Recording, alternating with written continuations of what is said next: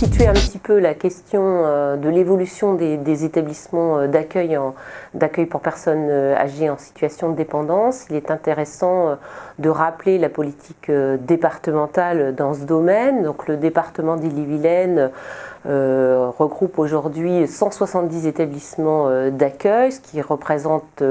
près de 13 000 places sur l'ensemble du département. Et ce à quoi nous nous attachons, c'est un service d'accueil pour les personnes âgées donc en perte d'autonomie, qui soit à la fois accessible sur le plan départemental, sur le plan géographique, je veux dire, et aussi accessible financièrement. Ce pourquoi nous nous attachons à faire en sorte à veiller à ce que des établissements demeurent et des établissements de qualité sur l'ensemble du territoire départemental, et que par ailleurs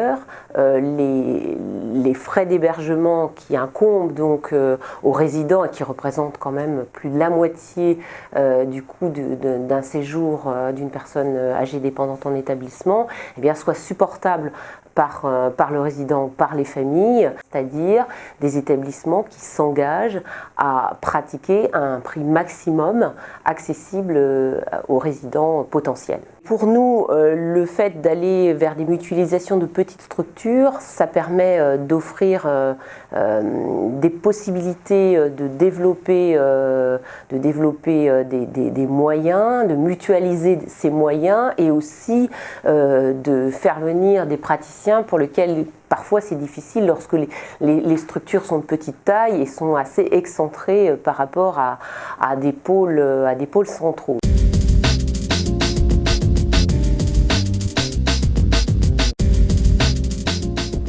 Alors, dans le cadre de la fusion entre le Teil et puis le centre hospitalier de Janzé, eh bien, on a là une illustration tout à fait parlante de ce que c'est que la mutualisation, puisque on voit à la fois en termes sur le registre de la dépendance, puisqu'on a 3 sections pour l'organisation du financement d'un établissement de type EHPAD, c'est-à-dire une section hébergement qui est donc principalement prise en charge par le résident, une section dépendance qui est prise en charge par le département via l'APA dite établissement, et puis une section soins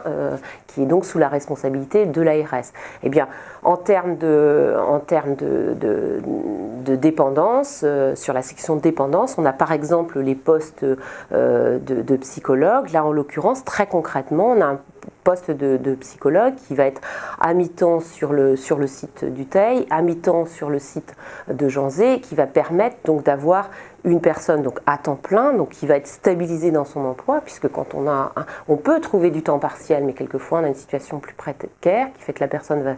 va pas forcément rester longtemps sur l'établissement. Or, ce sont des métiers d'accompagnement qu'il convient de stabiliser pour qu'il y ait un repérage à la fois de la part des résidents, mais aussi très souvent de la part des familles, puisqu'il y a tout un travail,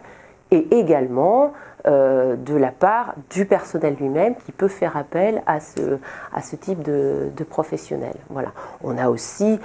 sur la section soins, donc qui ne concerne pas le département, mais on y regarde parce que ça concerne la prise en charge de qualité dont je parlais tout à l'heure. Et bien là, on va pouvoir mutualiser pour le poste de médecin, pour le pharmacien, etc. Donc en section soins, ça se décline tout à fait aussi.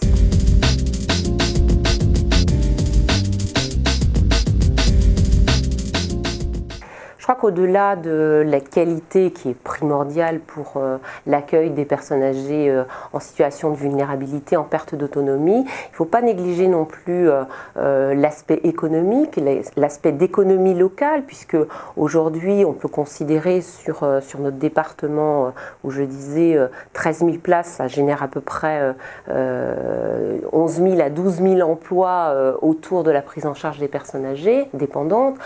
On voit bien que sur des secteurs ruraux où l'emploi de proximité est moins évident que sur des secteurs plus concentrés en termes de zones d'activité, etc., eh bien là on a un emploi de proximité qui à la fois va concerner, comme je l'expliquais, en termes de qualité dans la prise en charge, va concerner de l'emploi qualifié, mais aussi de l'emploi moins qualifié, de proximité, qui va correspondre à une demande locale qui permet d'éviter des déplacements pour les personnes qui trouvent localement un emploi. sachant que le département accompagne aussi beaucoup, est très attaché à la question de la formation du personnel dans les EHPAD. Et là, on a vraiment aussi un tissu d'économie locale qu'il ne faut pas négliger, ce pourquoi le maintien des établissements que permettent les opérations de fusion, eh bien, permet aussi un maintien d'un tissu d'emploi qui est à souligner.